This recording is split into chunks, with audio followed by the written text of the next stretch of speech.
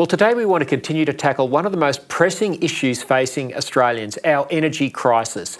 Last week here in New South Wales, we narrowly avoided blackouts caused by one warm day in late spring. Now, a nation rich in natural resources like coal, gas and uranium should never be rationing electricity, but here we are.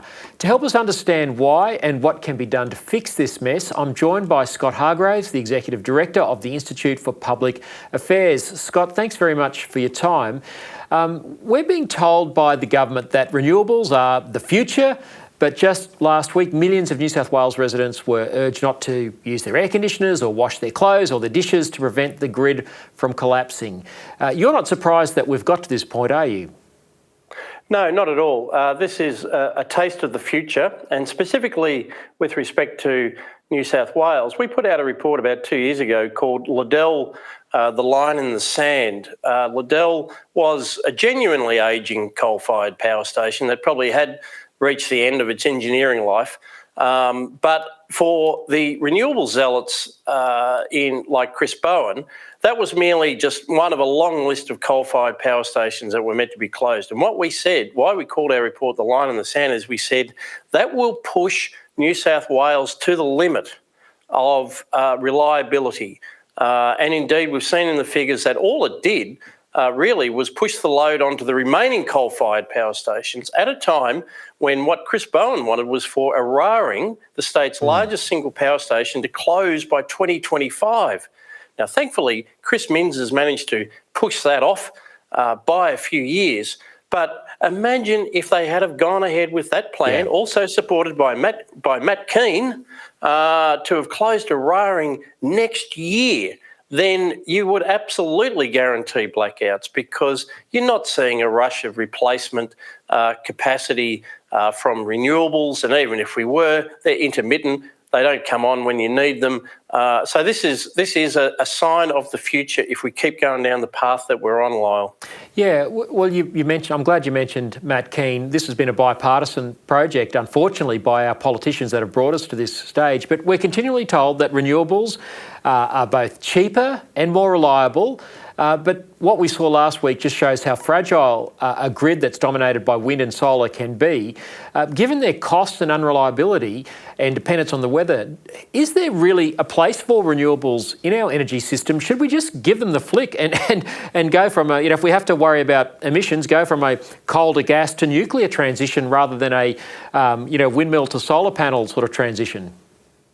Well, you can have a role for renewables, and certainly in remote locations, solar can play a role. Perhaps there's some role for wind, but the thing is, first of all, they've been subsidised into the grid, and all they're doing by being subsidised into the grid is destroying the economics of the existing coal-fired power stations. Chris Bowen calls them ageing coal-fired power stations. They're not ageing at all. They've got decades left on their engineering life if properly maintained. And as an aside, we've seen in Queensland, the Queensland government, the LNP government's already committed to a $1.4 billion schedule for maintenance. So they can last for a very long time. But the influx of intermittent solar and wind driven by subsidies and guarantees by the Clean Energy Finance Corporation and state governments is cutting their lunch, because they come in, they come out of the market. Coal-fired power stations have to go off. They're not making as much money. And that is creating a much higher level of renewable penetration into the grid than you would otherwise see. And so could we support a system where maybe 20% of the installed capacity is renewables? Well, yeah, probably. But we're long past that. And in our research that we've done with Stephen Wilson, who's our visiting fellow in energy security, we're talking about this idea of saturation. You can have maybe 20% from renewables, and that's manageable. 40%, barely. That's when you're starting to have reliability problems. And the idea that we could get to 80% renewable energy, which is the official Albanese government target, is just absolutely fanciful and could not be delivered in terms of reliability. And I haven't even mentioned cost, so I'll come back to cost in a minute. Yeah, well, I want to get onto cost because Chris Bowen, our Energy Minister, claimed last week, and he was quite brazen in the face of the blackouts. He said, oh, there's no problem, it's all the fault of the ageing coal-fired power stations. You've addressed that point. But he was citing ABS statistics to say that our power bills have come down. Now, this is voodoo economics, isn't it? He's gaslighting us. Yeah, well, there's two things that I'll deal with the second element first. To talk about power bills is definitely gaslighting, because in the last budget, when it became clear that they could not deliver on their promise to lower power bills through their energy plan, and in fact they'd been driving costs up, what they introduced was, and this is what happens under these kind of crazy policies. So having subsidised renewables into the system and driven the costs up, you then have to have further subsidies for consumers so that they don't see those cost increases. So this was in the budget, and it was savaged at the time by economists like Chris Richardson and the IPA, because all that did was disguise the true cost of energy. It's hidden on our bills. And I think that, from memory, that was worth something like 70 basis points. That is 0.7 of a full percent off the what otherwise would have been the inflation rate. But it only lasts till next year. So that'll reset next year. So we'll have all the cost increases that have been building up. The subsidy scheme will run out, and bills, people are going to get the mother of all bill shocks. Wow. And again, I still haven't explained to you why the costs are going up, but I will get to that, Lyle. Yeah, well, why not? Because subject. I don't think anyone who's received a power bill lately has seen any diminution of the price. This is hurting people out in the suburbs who are paying more for their electricity than they ever have. Yeah, and so in essence, when Chris Bowen has been saying for a long time, and not just Chris, but other not just the minister, but other advocates for renewable energy, when they say wind and solar are the cheapest form of energy because you don't have to pay for the wind and you don't have to pay for the sun. But this is, of course, just propaganda. You do have to pay for the turbines and the transmission lines and the solar panels. But more to the point, what you're paying for is the intermittency. We used to have a system that delivered, based on coal-fired power, setting the marginal cost in the wholesale market, and we're just talking about the wholesale electricity market for the moment, about $50 a megawatt hour. Now that we've got renewables coming in, going off, constantly having to be balanced by gas, fast response gas generation, what you got, we've already pushed the wholesale market to about $100 a megawatt hour, with gas setting the marginal price. So it's not enough to say, oh, when there's heaps of wind and there's heaps of sun, suddenly the price is zero or even negative. That's just cherry-picking data from those rare moments when you've got it. The fact is we've had to build a system to cope with that intermittency. And if we go to 80% renewables, then you're looking at something like $200 a megawatt hour. That's why we called our report the ruinous cost of free energy. Because it's any more free energy like this and we'll be bankrupt. So, Scott, why don't our politicians know this? We're on the verge of blackouts, the system falling over. People are paying more for their electricity than they ever have, with greater price hikes to come, as you've just explained. Why do we continue down this path with both sides of politics saying that they're committed to net zero and staying in things like the Paris Accord? It's a combination of any rational discussion of the extent to which climate change is anthropogenic just goes out the window, because it's just believe the science. It becomes an assertion. The secular religion, we know that. There's also a very strong industry. There's a lot of people making a lot of money out of this, either producing the renewable energy contraptions or indeed, financing them, clipping the ticket on the way through.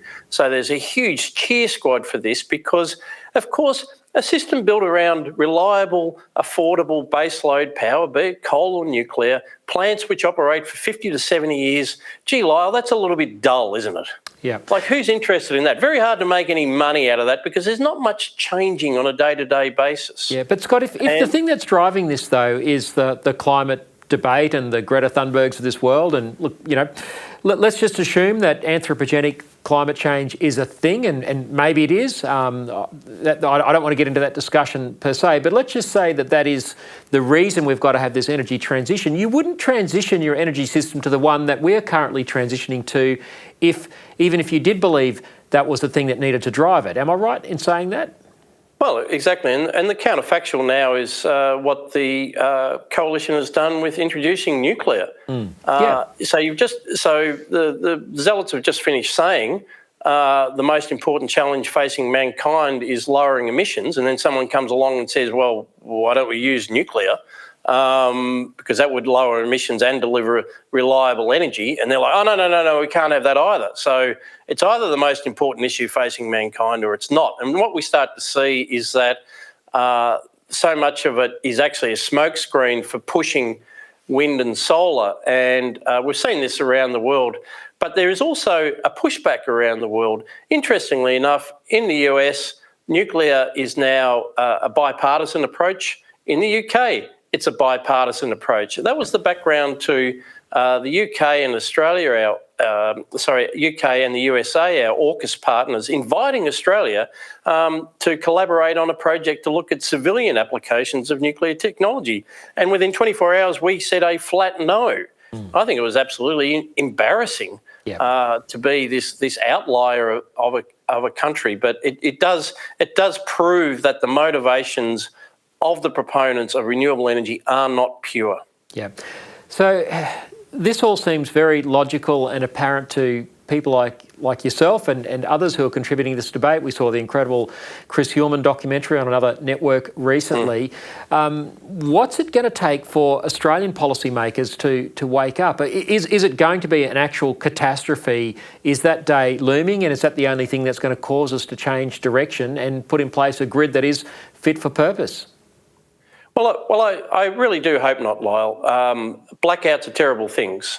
We saw a blackout in South Australia, not uncoincidentally, not long after they'd closed their and blown up their northern coal-fired power station.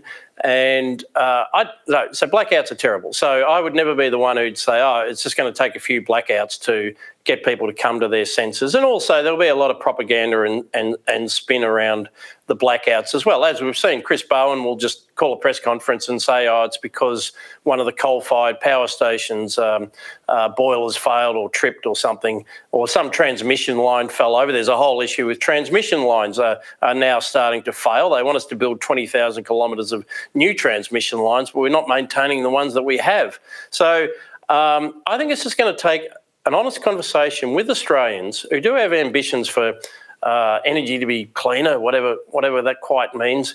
But we're going to keep the emphasis on energy security, on reliability, on affordability.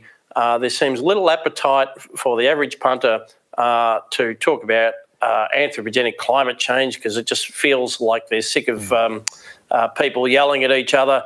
But they know about their energy bills, and they're starting to see what's in the system. And we've also seen in the regions a revolt against the incredible construction agenda around wind and solar being built, and transmission, these 20,000 kilometres of transmission line, massive access tracks 60 metres wide through rainforests in Queensland. That's where the revolt's coming from. So what actually cracks, I just hope eventually it'll be honest conversations with politicians saying there is this thing called baseload. The only real baseload options in Australia are coal-fired or nuclear, maybe a little bit of gas if you've got heaps of it like WA. That's the honest conversation we need. Less propaganda, more facts, more understanding of the energy system. Yeah, well, that's the great problem with our political discourse at the moment. There hasn't been enough honest conversation. Maybe last week's situation in New South Wales might prompt a bit more honesty. Scott Hargreaves, we're out of time, but really appreciate you giving yours today to help us understand what's going on in our crazy energy system. Thanks so much. Thanks, Lyle.